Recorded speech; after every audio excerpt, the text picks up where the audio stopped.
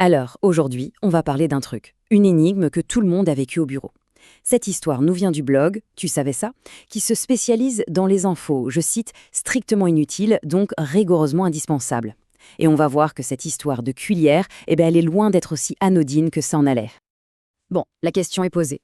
Elle est toute simple, mais elle est redoutable. Où passent les petites cuillères de l'entreprise? Sérieusement. Hier, il y en avait plein, là, juste à côté de la machine à café, et aujourd'hui, plus rien, le néant. C'est comme si un gang de voleurs de cuillères était passé dans la nuit. Et ce truc, qui a l'air de rien, qui semble super banal, en fait c'est un vrai casse-tête, à la fois logistique et même psychologique. C'est une petite enquête qui, mine de rien, en dit long sur la vie de bureau. Allez, c'est parti, on plonge dans l'affaire. Bienvenue sur ce que l'on pourrait appeler la scène du crime, la cuisine de l'entreprise, avec son stock de cuillères qui fondent comme neige au soleil. Alors, premier indice, la victime elle-même. La petite cuillère, c'est vraiment l'outil à tout faire, l'outil polyvalent par excellence. On s'en sert pour quoi? Le café, le thé, bien sûr, mais aussi pour touiller un yaourt, manger un petit dessert. Bref, elle est partout, tout le temps. C'est pas comme les fourchettes ou les couteaux qui, eux, sortent juste pour le repas du midi. Bon, on a la victime, maintenant, les suspects. Qui sont les coupables? Eh bien, il faut se rendre à l'évidence, ils sont parmi nous. Voilà le scénario classique, le parcours type de la cuillère fugitive. Au début, c'est un emprunt tout innocent à la cuisine. Hop! Ensuite, on l'oublie sur un coin de bureau, là, entre les dossiers et les stylos. Et à partir de là, c'est la pente glissante. Elle se faufile dans un sac en fin de journée et paf, sans même qu'on y pense, elle se retrouve dans une nouvelle maison. C'est rarement un vol intentionnel, c'est plus une sorte d'évasion logistique. Et c'est là que ça devient super intéressant d'un point de vue psychologique. On peut appeler ça le syndrome de la cuillère personnelle. C'est cette idée qu'on s'approprie, de façon complètement inconsciente, un objet qui appartient à tout le monde. La cuillère, elle reste sur le bureau, on la rince vite fait à l'évier et elle devient notre cuillère.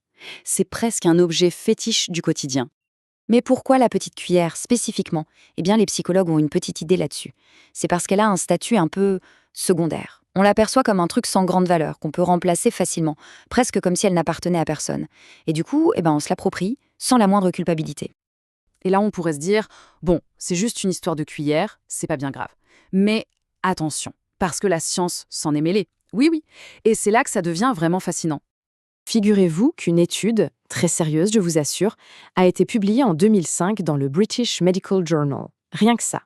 Des chercheurs australiens ont suivi 70 cuillères à la trace pour mesurer leur taux de disparition. Ils les ont littéralement marquées pour voir où elles allaient et ce qu'elles devenaient. Et le résultat? La conclusion? Elle est sans appel. La durée de vie moyenne d'une petite cuillère au bureau est de, tenez-vous bien, 80 jours. C'est tout. En moins de 3 mois, pouf, disparu. C'est une véritable hécatombe, une épidémie silencieuse. Et cette hécatombe, évidemment, elle a un coût. Un coût bien réel. On passe du petit mystère rigolo à une facture qui, pour les entreprises, peut être étonnamment salée. Alors, pour se faire une petite idée, une seule cuillère, ça coûte quoi? Environ 80 centimes. On se dit c'est rien.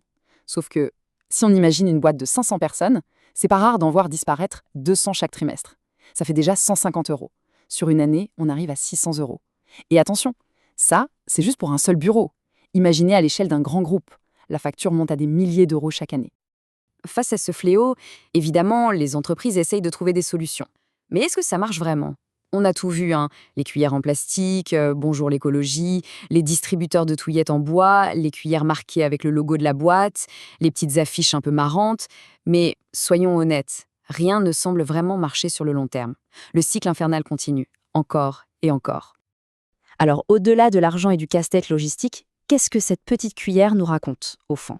En fait, elle est une métaphore assez parfaite de notre vie au bureau. Pensez-y, elle incarne cet individualisme un peu discret où chacun se garde son petit truc pour soi. Elle symbolise aussi la négligence collective. Au fond, personne ne se sent vraiment responsable de la ramener. Et puis, il y a cette sorte de fatalité bureaucratique. On a beau mettre des règles, des rappels, les choses finissent toujours par disparaître. Et il y a une expérience qui prouve ça et elle est géniale. Une entreprise a tenté un truc, ils ont viré toutes les petites cuillères et les ont remplacées par des cuillères à soupe. Le résultat? Les disparitions ont chuté de 80%.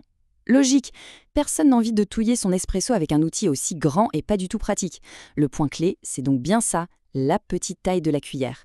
C'est à la fois sa plus grande qualité et sa malédiction. Tout ça nous amène à la question finale. Quand on observe le destin de cet objet, qui est si banal, on peut se demander, finalement, qu'est-ce que cette petite cuillère dit de nous ?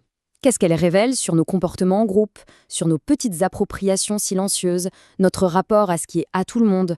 La réponse, eh bien, elle est peut-être cachée dans le tiroir de notre bureau.